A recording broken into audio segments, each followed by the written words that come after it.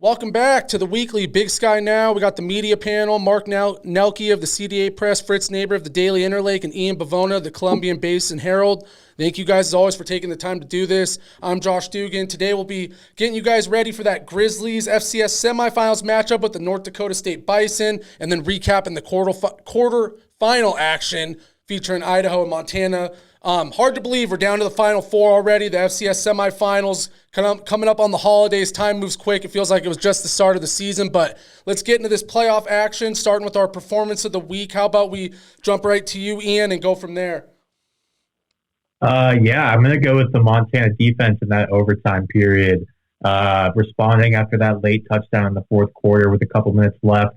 They get started with that big tackle for loss by Alex Governor, and then a couple of pass breakups on the last three plays of that overtime drive for Furman. I want to give a shout out to cornerback Trevin Gradney, pass breakup on that last 4th and 15 play. And he gets in there on that 3rd and 15 play as well to make it hard for that catch. Just a huge step up by the Montana defense there. No doubt. They were pushed to the brink, and every time they responded when they needed it the most, that was definitely an impressive finish to that game for sure. Defense buckled down. That was a pretty wild finish. We'll definitely talk more about that one in a bit. How about you, Fritz?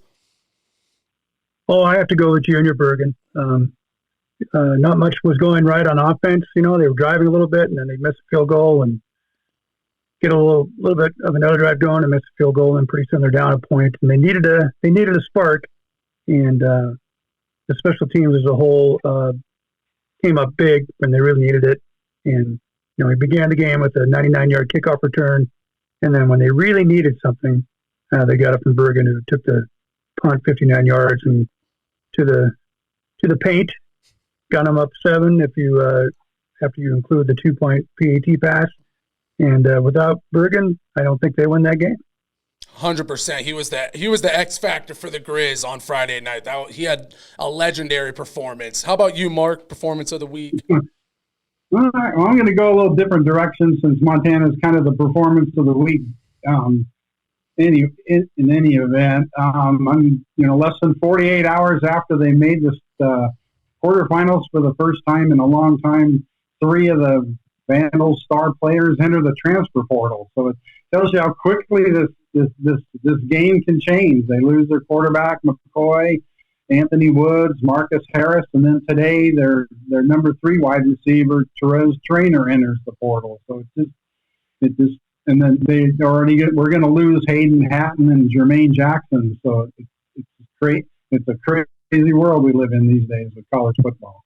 Yeah, things move so quick. I saw all over Twitter, people were already saying, Junior Bergen's going to hit the transfer portal. FBS schools are coming calling after that performance. And I know he's a Montana guy. You'd like to see him stay here. But that's how quick it happens. You have a big game, and all of a sudden it's like, you must be hitting the portal. And well said, Mark. It's a crazy era. Definitely thinking if we get together for a show maybe next week before the holiday, I'd like to get in the transfer portal stuff. We'll see how everyone's schedule's looking. But definitely a wild time in college football. I got to go Bergen as well. And in particular, the Grizzlies blockers on special teams. Bergen did have some nice jukes and made some cuts, but he had wide open field to run once he got in the open field. They did a great job. I was joking. That was the juke heard around the world. That went viral on the kicker. That was all over. I saw Pat McAfee, ESPN. Everyone was tweeting the kicker getting his ankles broken. So I got to say I'm a Bears fan. It took me back to that Devin Hester opening kickoff in the Super Bowl. I'm just happy for the Grizzlies' sake it went a little better in the result, and they got the win this time because I remember that was the ultimate roller coaster of emotions. You take back the opening kickoff and then lose the Super Bowl. But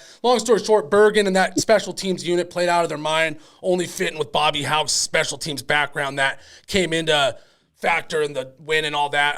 I did want to, you already kind of mentioned Idaho. I wanted to get your guys' reaction to that Albany at Idaho game.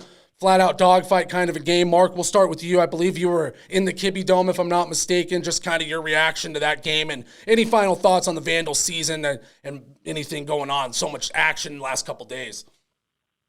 Yeah, that was a fun game. I mean, the drive home was awful, but the game itself was fun. My first thought was Idaho should be kicking itself over this game. I mean, literally. I mean, I think they missed 3 field goals and had a PAT blocked, and it seemed watching the game they were they were in control of it, or slightly in control, even though they didn't have much of a lead. And that was kind of the problem is they didn't put enough separation for when they stopped moving the ball, because Albany has a really good defense, but Idaho could throw the ball on them. They hit them deep early for a touchdown.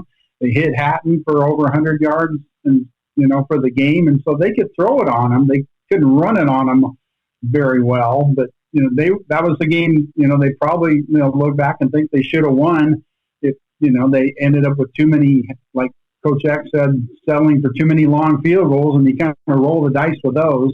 And they had too good an offense to not challenge or threaten the end zone a little bit more.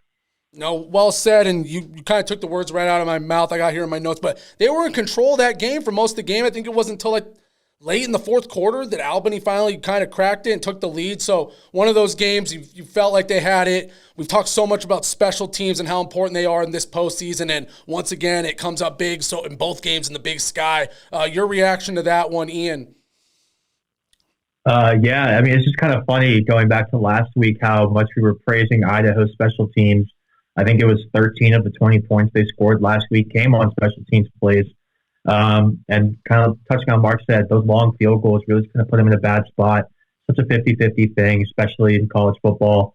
The 3 missed kicks, and I think they hit 3 of others.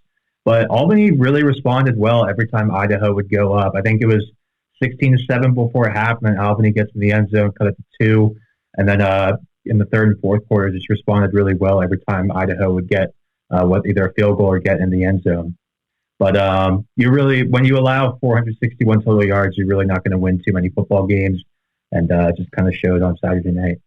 Yeah, no, that Albany offense, it feels like whenever they needed like a big play, they got it to click. Their quarterback, I believe it's Poffenbarger. I might have said that wrong, but he was a playmaker for sure in that one. Your reaction to that one, Fritz?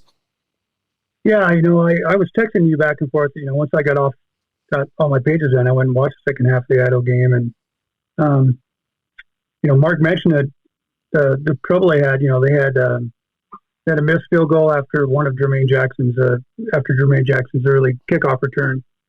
He had a punt return later, 73 yards, to set up a touchdown, and then they had the PAT picked, and then after that they kicked the ball out of bounds, which sets up Albany at the 35, and that's when they gave up that score about midway through the second quarter. But I thought it gave Albany a little bit of momentum.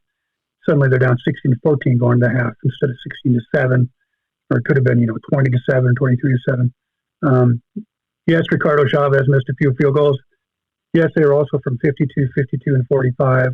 Jermaine did, I thought, a great job again in special teams. What really stuck with me the second half is Idaho kept getting drives going with Giovanni, and then they get to midfield and something always went wrong. And, until at the end they had to try for it on fourth down and gave the ball up and down, and that's when they gave up the clincher. So, I was more sad about the offense just not kind of taking off and taking control in the second half. Obviously, Albany made some great adjustments after halftime, because I think the Vandals were gashing them pretty good before then. But, they kept going to the 45, 50, midfield, looking good, playing ahead of the sticks, and all of a sudden something would go wrong, and pretty soon they're punting or giving the ball up and down. Yeah, it was an evenly matched game. I felt like Idaho had a chance till the very end. They missed a couple tackles on that last drive. They could have got another crack at it. Just didn't go their way. I will say I saw the stats. McCoy was over 300 yards passing. Hayden Hatton had 12 catches, 135 yards. You look at the numbers, you go, Idaho won. But that Poffenbarger, he had 300 yards passing, and Brevin Easton had 9 catches for 228 yards and 3 scores. Had to fact-check those numbers. I'm like, those are video game numbers. So just, Albany made more plays. That's just how it goes in playoff football. Was a heck of a football game. I did want to get your guys' kind of final thoughts on the Vandals season. They kind of had a nice program turnaround the last couple years. Mark, we'll start with you, and then we'll move into the Griz action.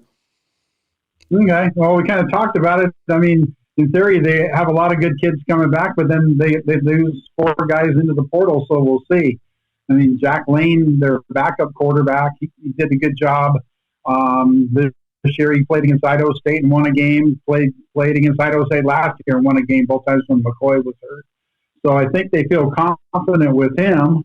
Knock on wood, we don't know who else is going to enter the portal. So Running backs, they have a kid named Elisha Cummings who didn't play this year, who ran for like 700 yards in 2022.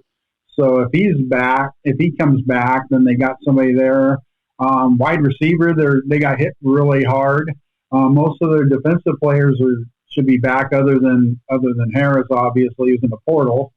And as far as recruiting, I mean, we'll see. We'll see later this month who they got, and in February who they got to replace those guys, and who else they bring. They bring in some transfers, so kind of some unknowns in Moscow right now. No, that very, very well said. It's the never-ending revolving door of college football nowadays, where you have a big year and then you're on the move, or you didn't get enough PT, you're on the move. So things move quick for sure. Fritz, your thoughts on just the Vandal season and the program moving forward, and then we'll get into the Montana action.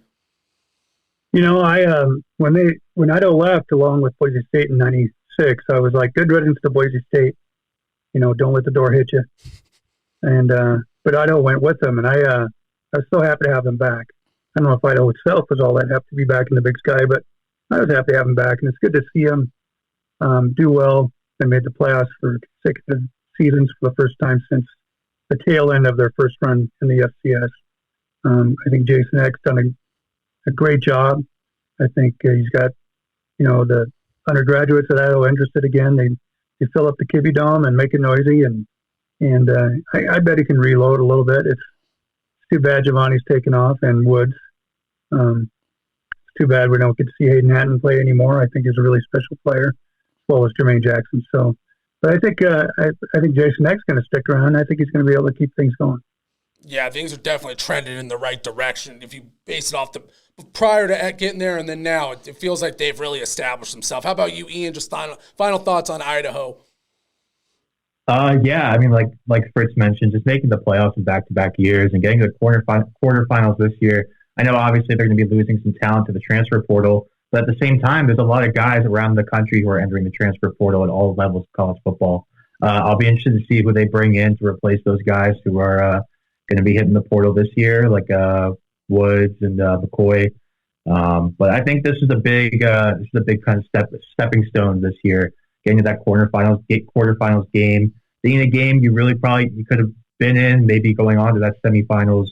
But I'm interested to see what they do next year. Yeah, I think you said stepping stone. That's kind of how I looked at it. I feel like they've been a team on the rise. We've been talking about them at the beginning of the year. Idaho looks good. Last year they surprised some people. They're a full-blown contender to me now. Heading into next year, teams are going to take Idaho seriously. Jason Eck has them rolling the right direction. They might not make the quarterfinals every year, but they're going to be competing, and their standard now, they want to be a playoff caliber team. Coach Eck does not want to be floating around that 6-5 mark, whatever. He wants them winning 7, 8, 9 games and competing. So I think they've turned a corner. It's kind of cool. They have their own little kind of cult following on Twitter, the Kibbe Dome. Everyone's loved that. So that's kind of gone viral a lot this year. So it's been fun to cover Idaho. Definitely trending in the right direction based off their history to now. I gotta like where the program's gone. Let's get into that Furman and Montana game. We'll do a little reaction to that. We'll preview the North Dakota State at Montana game. Going to be a crazy semifinal. But Fritz, why don't we start with your reaction? Heck of a game, slugfest last Friday night. Just your thoughts. You were there, and just kind of takeaways from that one. Well, like any good sports writer, I was pretty bummed I went to overtime, because we only root for one thing. And that is the game gets over in regulation. But that being said, it was a great game. It started with a great play. Furman kept answering early. They scored within 90 seconds of. They'd answer within 90 seconds of Montana's first 2 TDs, including that kickoff return. Now it's 14-14, and then we had a lot of punts, and it got really defensive and hard hitting and a lot of form tackling, and it came down to the end. I think maybe Furman wonders why they didn't go to playing that giant tight end more often, because he carried him down the field in that clock butt drive that sent it to overtime. One of only 4 flags against Furman, which were all false starts, came on that 2-point conversion, which was not going to work. So that brought it to overtime as well. Montana didn't play very well. I don't think they were the most disciplined bunch again on Saturday. They had 9 penalties. They helped that final drive along with the PI and a late hit. on the punt return. But, when it came down to it, Clifton McDowell made another great throw. And then Alex Governor blew up a play on the first play of Furman's possession in overtime, and that kind of set the tone. I think right then he had the feeling that Montana was going to pull this off and move to the semifinals.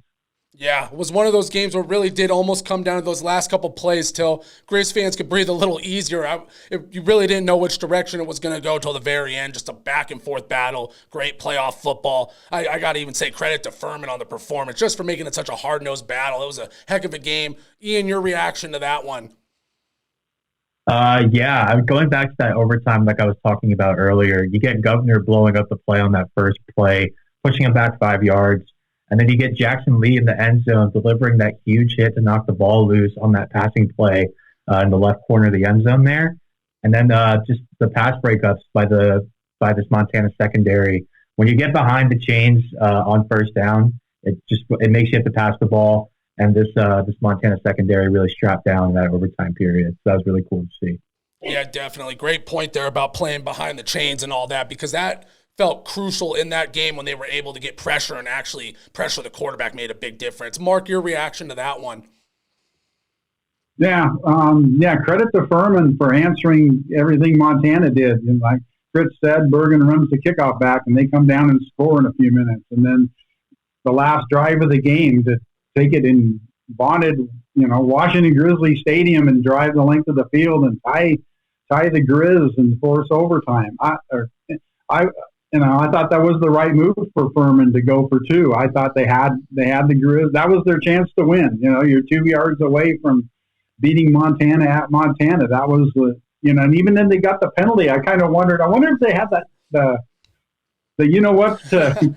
go for it from the 7.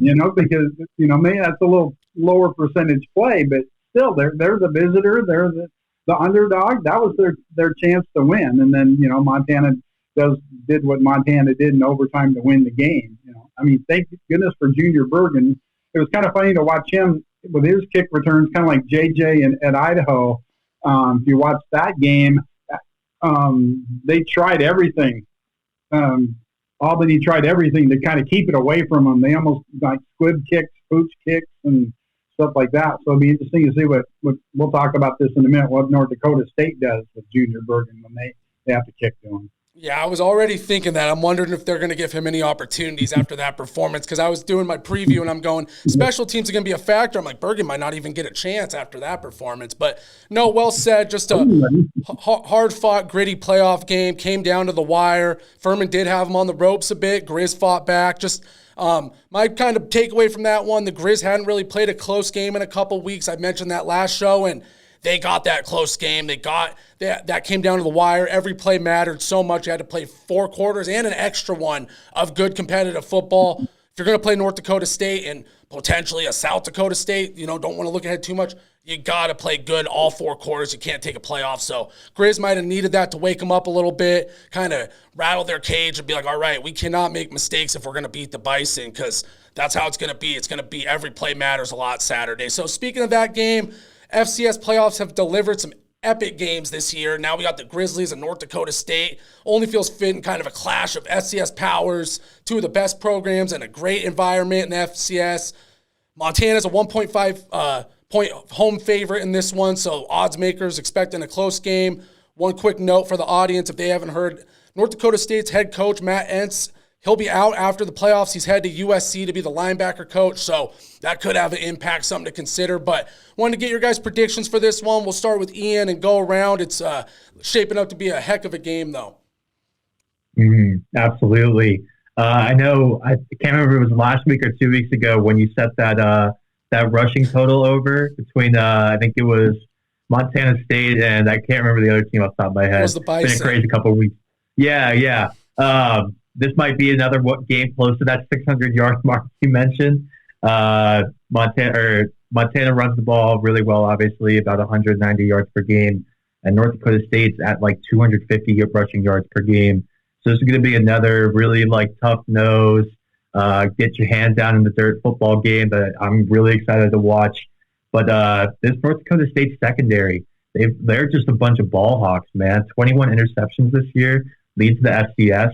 So you really can't make mistakes against this defense. That is going to be huge for sure. That turnover versus Furman really hurt Montana. You can't make that mistake versus the Bison. Fritz, your thoughts on this game? Yeah, it's I can't remember which loss it might have been, but NDSU lost 3 games, and one of those losses really woke them up because since then they've been playing lights out. They went to Vermilion and just dominated South Dakota last week. Team that beat them up there in Fargo, in the Fargo Dome. On the other hand, I thought MSU should have beat them a couple weeks ago. They're maybe not quite the powerhouse that we've seen in the past. They maybe come back to the pack a little bit, but Cam Miller's still there playing quarterback. Cole Wisniewski is back there at the 6'4" strong safety, just making plays.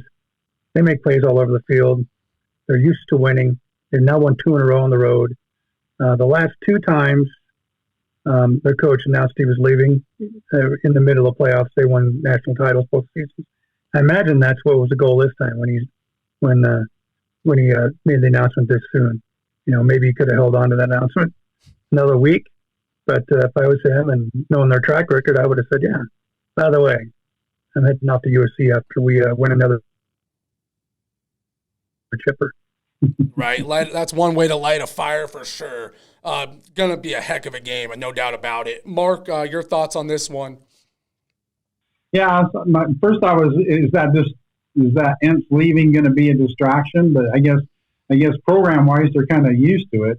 I guess the other thought I have was watching their game against South Dakota, how they just mutilated them, and they just not only can they run, but they got some playmakers too, so they can throw the ball and get a lot, make a lot of chunk plays through the passing game. And Fritz mentioned Cam Miller and that backup quarterback.